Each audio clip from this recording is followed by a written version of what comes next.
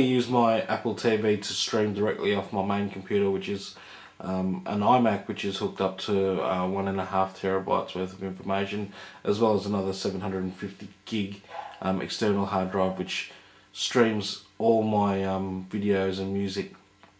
Now, the frustrating thing for most people is, you know, a lot of people do download movies and TV shows, particularly in AVI format, where you know, it is a DivX movie, and you've got DivX machines that can actually play that, and other types of streamers that can.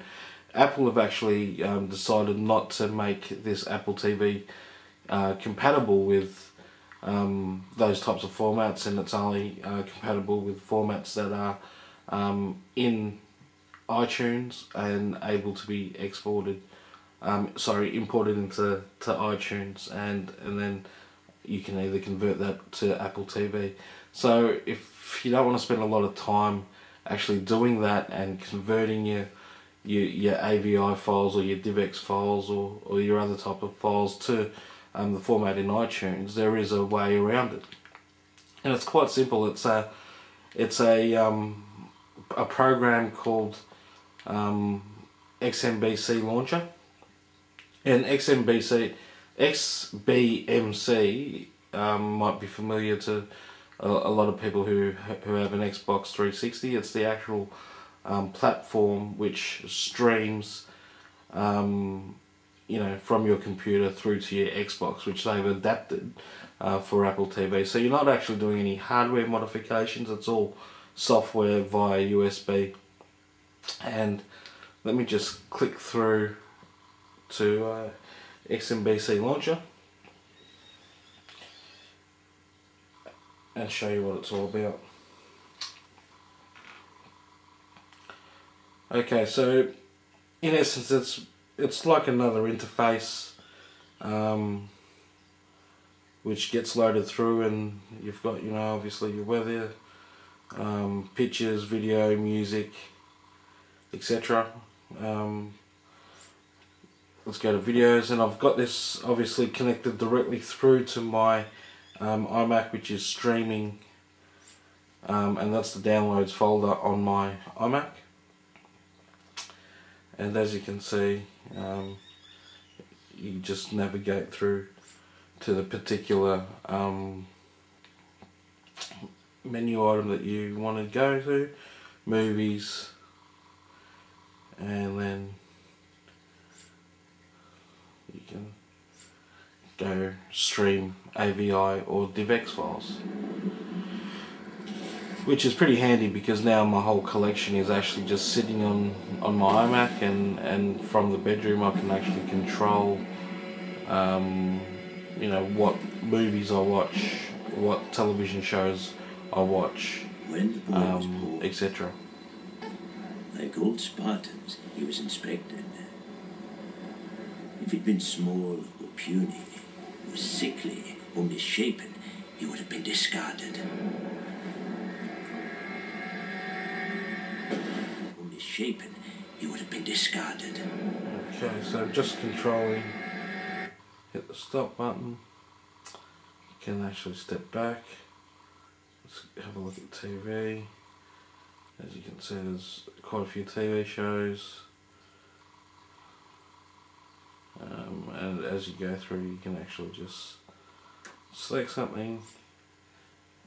Previously on Survive. The heroes and villains merged with even numbers. The heroes thought they had the upper hand when Russell promised his allegiance. This is where I stand. I'm gonna swear on my kids that I am.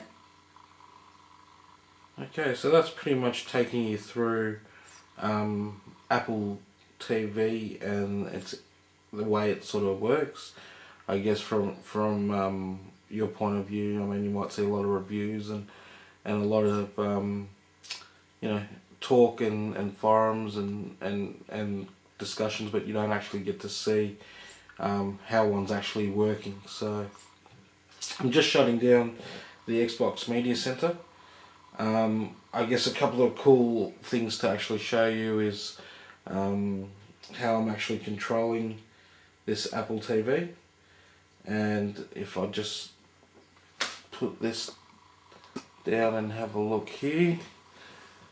This is the actual my iPhone, and as you can see I've got two controllers down there, one being the remote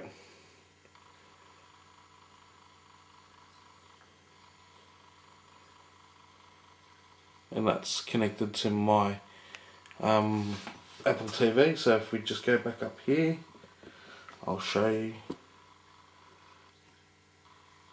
and all I do is I slide it left and right, up and down,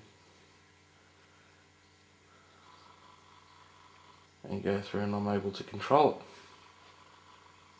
it. Okay, if I load up XMBC, I'll just jump out of my phone app, hit the XMBC control, and I've got the control there.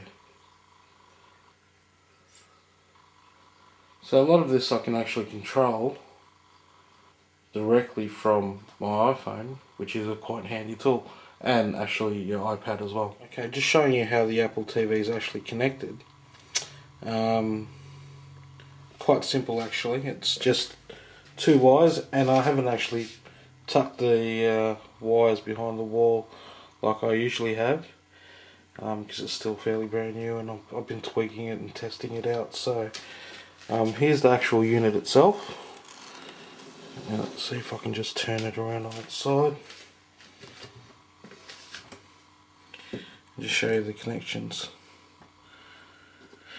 So going through, you've got obviously the power plug, the Ethernet plug, HDMI plug, and then you've got your composite video left and right, and that final plug, which is optical audio.